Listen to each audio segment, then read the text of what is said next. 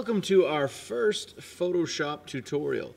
This will be part one of a three-part series, We'll be specifically talking about Photoshop and some of the basic tools and techniques that can be used when editing photos for both for our photography class, but also just for your life in general.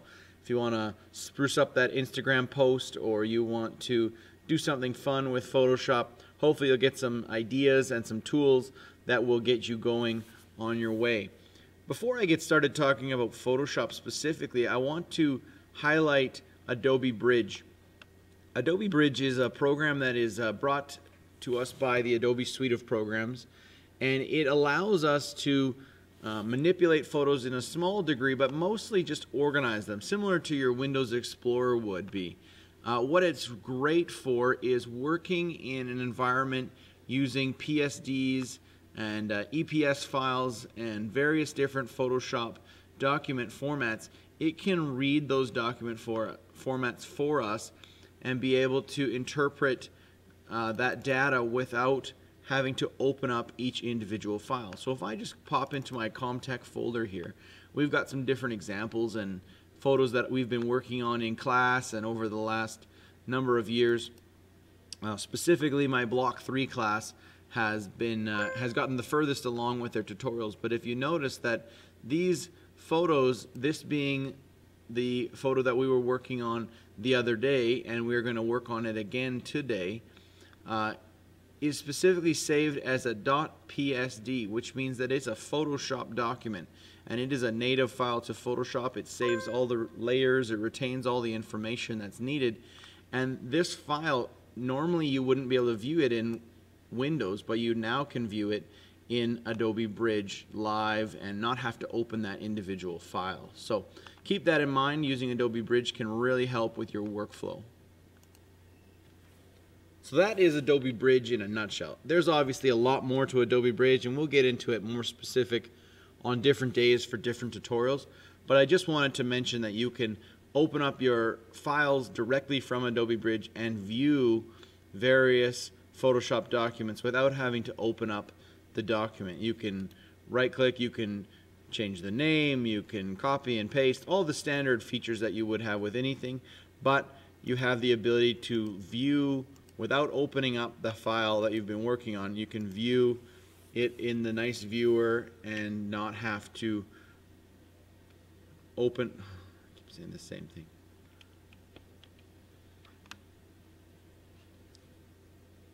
So now that we know a little bit about Adobe Bridge, we'll get into our Photoshop for today. So if you could all open up Photoshop, I've got it pre-opened here. We're using Photoshop CC, the 2017 version. So we're using Photoshop CC, the 2017 version. We just got it recently updated, so if there's some things that are in a weird location, I'm still used to the old version of Photoshop, so we're all kind of learning it together here as a class.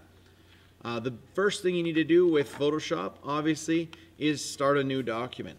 Now, depending on whether you're going to be working on an existing file that you've already taken, whether it be photograph or you've gotten it online and you're going to composite that together with another image, you generally will need to go to the File button or the File tab at the top here to get started. Underneath there's a few different options. So we can create a new file, or we can open from an existing file. We could also browse back in Adobe Bridge and open up different files. So for today, what we're going to do, the very first step we're going to do is just create a new document so that we all know how to create a basic new document from scratch. So if we go File and New, the shortcut for that is Control N. It will bring up this new document window.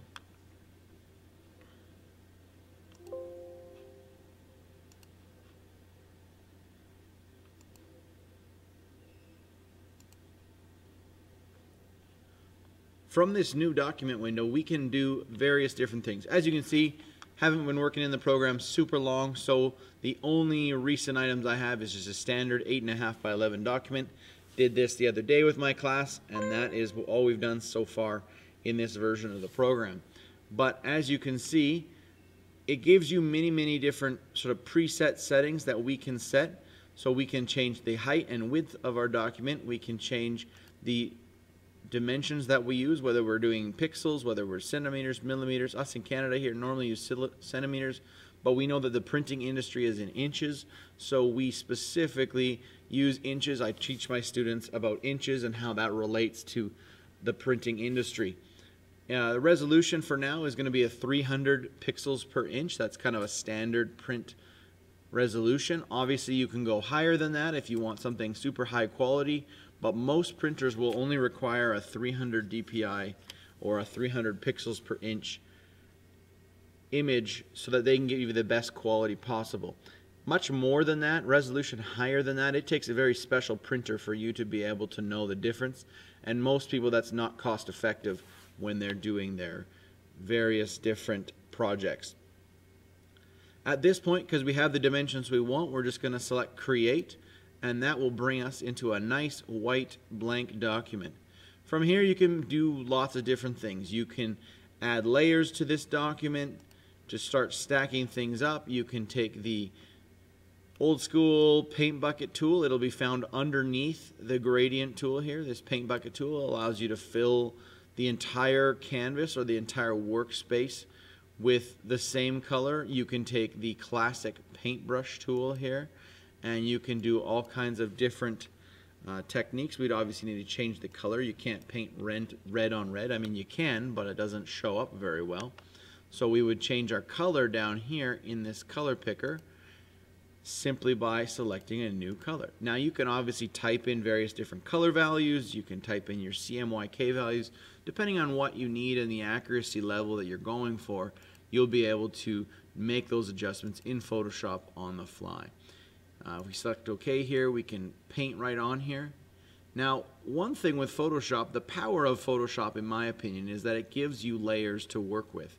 Right now, I am totally not using any of that power because I have just colored on top of this red layer that I filled that layer, and now these are two joined together. This is the epitome of a bitmap image in the sense that I can no longer rip this apart. Yes, I could undo these changes and go backwards, but I cannot keep the red separate from the blue. In Photoshop, however, it allows us to customize our document in such a way that we can keep all of our layers separate and be very non-destructive in the way we edit. You'll hear me mention this throughout the year about non-destructive editing and how that relates to us and how we can make sure that we do things in the most effective manner to make sure that we don't wreck our original images. I'm a big fan of not messing up the original image so that you can always go back. In this case, Control Z will take back one step. In Photoshop, it creates a nice little toggle, so I can just Control Z on and off. It toggles back and forth. If I guess I should say I'm using a PC computer, so all my commands that I do for shortcuts will be on a PC. I believe if the difference for people on a Mac would just be Command, and then the letter that I'm describing or the click combination that I'm describing. But for us, we're using Control C. Control Z will allow you to go back one step in Photoshop, and then it toggles that action on and off. If you go Control Alt Z, it will let you step back multiple steps. So now I have my red layer back that is just blank, and I can add a new layer on top of that. You can step back one layer, and then I can paint on top of this layer, and I now have not joined the layers together. They are still separate layers, so I could take my move tool and I could now move where I've painted and keep it separate. So again, in a non-destructive manner, I have been able to create a very silly design, but still it is a design that is non-destructive. I have not wrecked the original layer that I'm working with.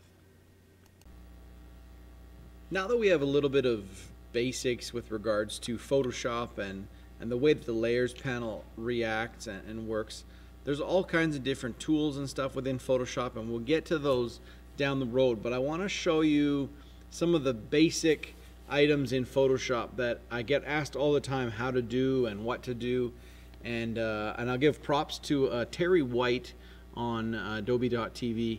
He is really amazing with his tutorials, and a lot of the information that I got and when I was learning Photoshop came directly from him. So kudos to you, Terry. You do an amazing job, and thank you for helping make our class just that much better.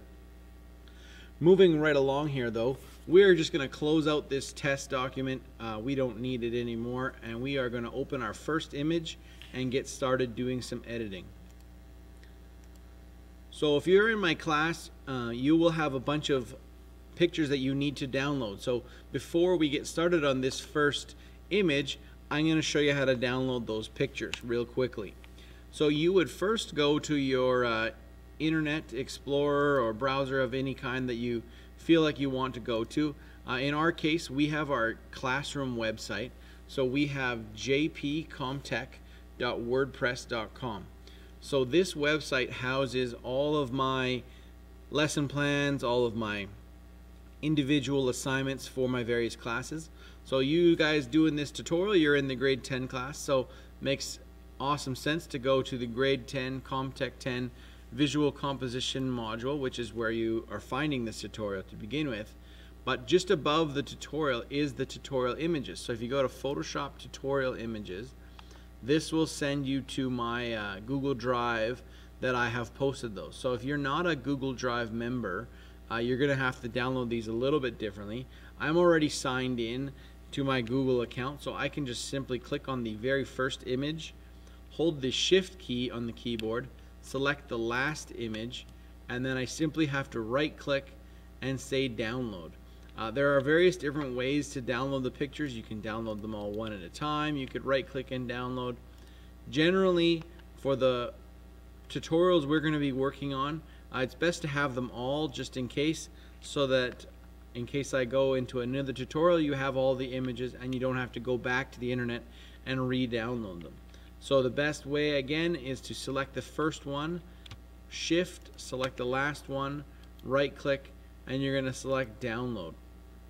This will prepare a zip file with regards to Google Drive. It's going to download those to your computer. Depending on how fast your internet is, will determine how fast they download. I'm working after school hours right now, so the internet's really fast at school. But if you don't have fast internet, take a little while, take a coffee break. The pictures will download, and then you'll be able to access them to play around with in Photoshop. So right from here in Windows, in Google Chrome, they have the downloads that pop up, your most recent downloads. You can click on the arrow here. It'll say show in folder. That'll bring up this file. As you can see, I've downloaded a few times doing this demo. So biggest thing you need to do is right click on there, and you need to say extract all. And what that's going to do, it's going to bring up another dialog box. This dialog box just shows you where you're extracting it to, so we just hit extract. And it's going to bring up, it opens by default this file view of the folders, but if we go back one step, it's just created a Drive Downloads folder in here that's now unzipped. So I'm going to just right click on this, and I am going to simply cut it, and I'm going to paste it into my F drive. So all of you students in my class, you have an F drive. You go to your F drive here, and then if you haven't done so already, you're going to need to create a new folder labeled Comtech. I've got it separated into block 3, 4, various different areas. Here's some of the pictures that got dropped in at different times throughout these practice examples.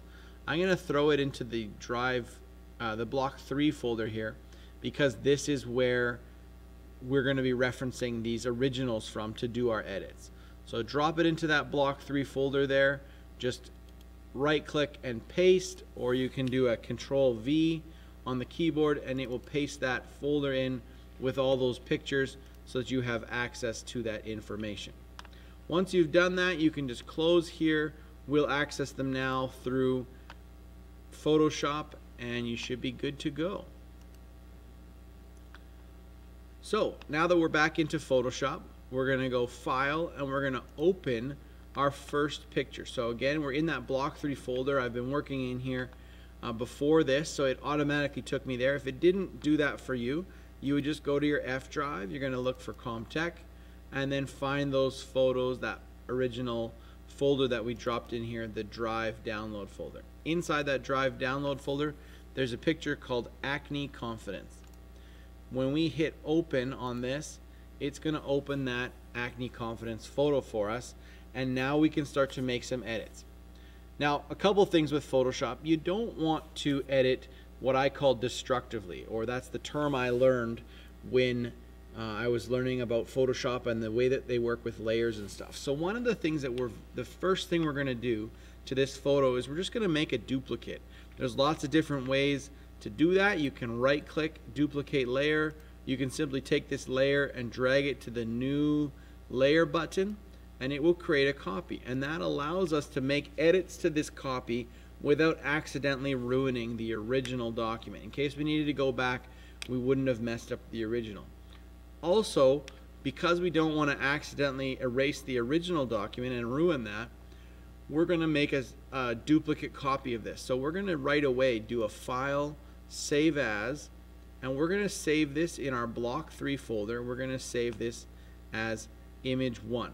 Now I've already saved this finished one, so I'm not going to save it here. Actually I will. I'll save it over top. So we'll go image 1 and we'll save this. And in this case it's going to ask me if I wanted to replace it. In your case, if this is the first time you've saved this image, you would simply, it wouldn't have even asked you this question, you'd be able to proceed. But I'll say yes. In Photoshop it always asks you this little question. You can turn it off. It just says, do you want to leave the maximize compatibility on? And for our purposes, I usually leave it on and just hit OK, and we move on to the next step. Now that we have this photo, it's been saved as image 1. We're not going to wreck the original.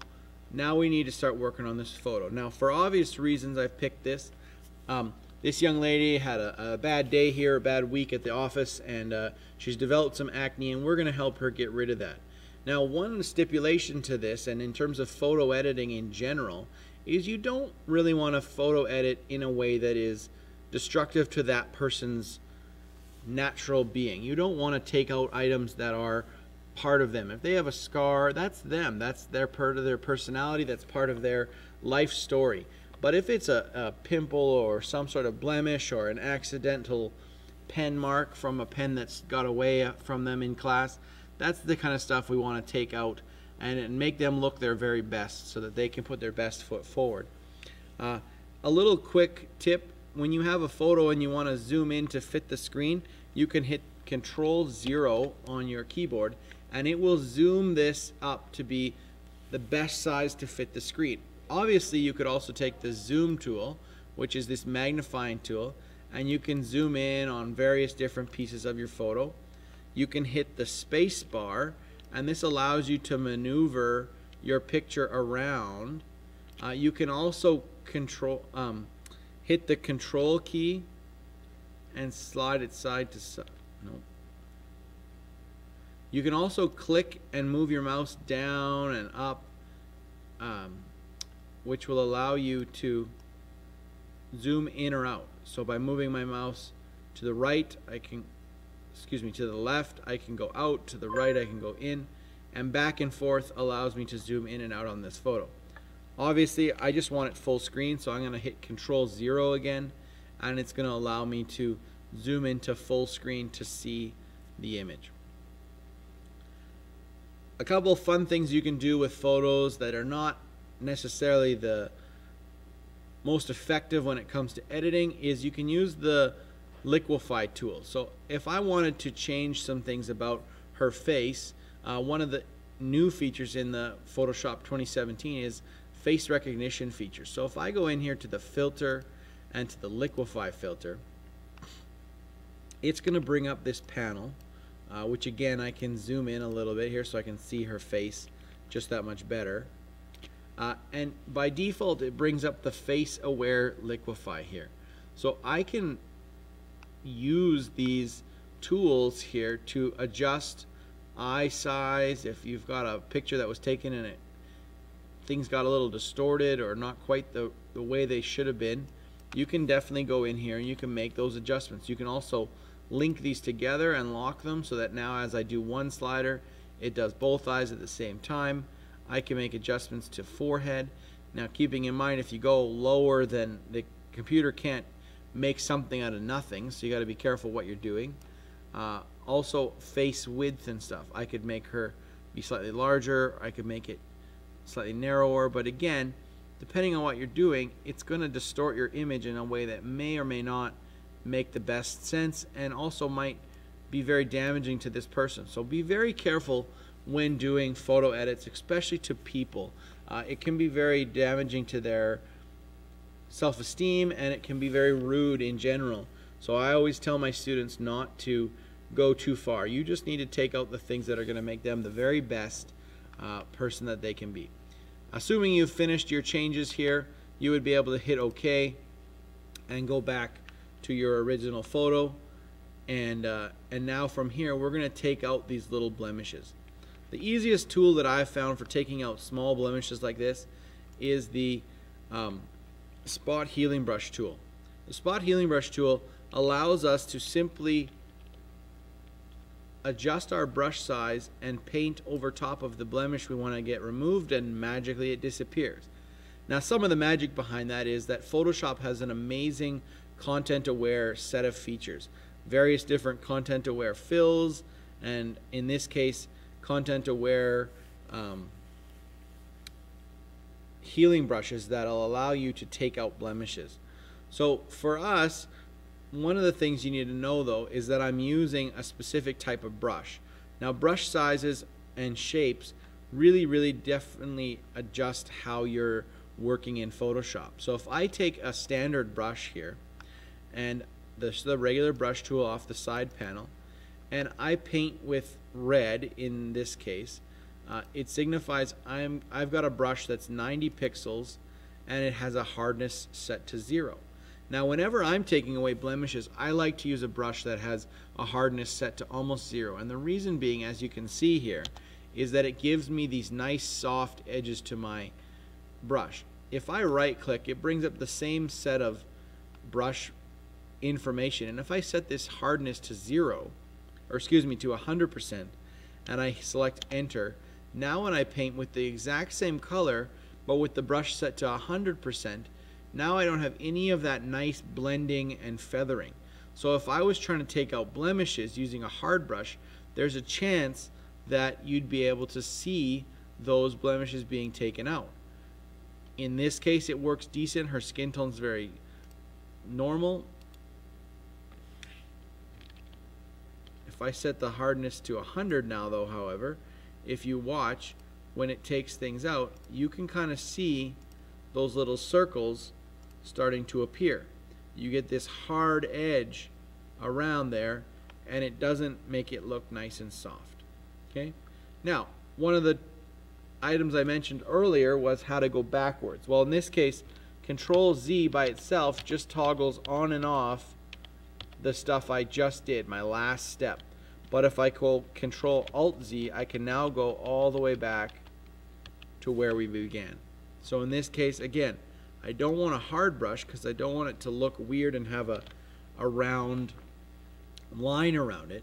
So I'm going to right click, I'm going to take this, I'm going to put it down to 0, and now I'm going to use my Spot Healing Brush to just gently take away these little blemishes here and there to clean up this face to make it look as good as possible. Now, if you need to make the brush bigger and smaller, kind of on the fly like I am, the left square bracket on your keyboard makes your brush smaller, and the right square bracket can make it bigger. Now, obviously, you don't want it super big, because if we painted like this, it's going to try to take away parts of her eye. So we need to make the brush small enough that we can get in here, get these items taken out, and at the same time, try not to have brush strokes that are super consistent, because if you do, you're going to end up making it look very repetitious, and you might even see where you've tried to blend it. So I tend to be a little bit erratic when I'm using this tool to make sure that I blend it in as best as possible.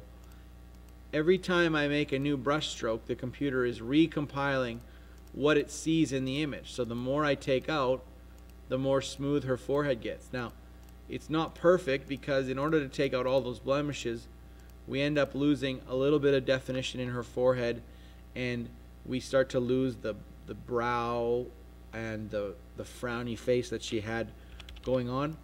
But I think in general it's a nice trade-off, if you will, to make sure that the picture looks just a little bit smoother and a little bit nicer when it comes to moving forward.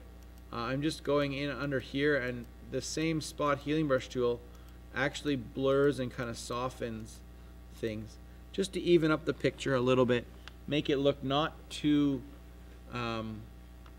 overdone, but just nice, and allow us to get rid of as many little blemishes as possible.